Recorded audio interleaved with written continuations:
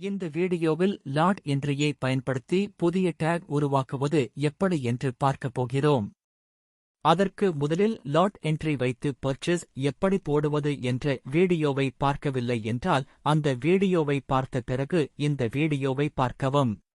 Lot வைத்து purchase செய்த ப்ராடக்ட்ஸை லாட் என்ட்ரி செலக்ட் செய்து பார்க்கலாம். இதில் வாங்கும் பொருட்களின் குவாண்டிட்டி மற்றும் வெயிட் காணலாம். அதில் எத்தனை டேக் உருவாக்கப்பட்டது, எத்தனை டேக் உருவாக்கப்படவில்லை, அதன் டிஃபரன்ஸ் போன்ற விவரங்களை லாட் என்ட்ரியில் காணலாம்.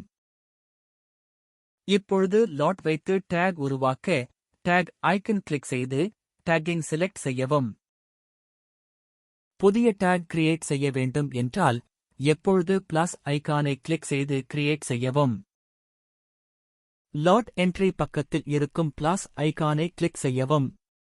இப்பொழுது கிரியேட் செய்ய போகும் டேக்கின் லாட்டை செலக்ட் செய்து சேவ் கொடுக்கவும். ஒவ்வொரு டேக்கிற்கும் அந்த ப்ராடக்ட்ஸின் விவரங்களை என்டர் செய்யவும்.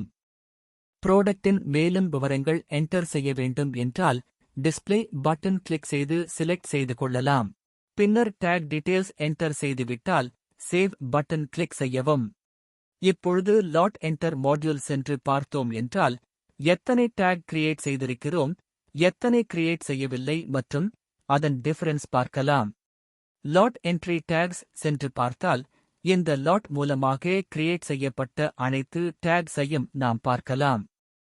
ஏதேனும் சந்தேகம் இருந்தால் எங்களை தொடர்பு கொள்ளவும். தேங்க்ஸ் ஃபார் வாட்சிங் திஸ் வீடியோ.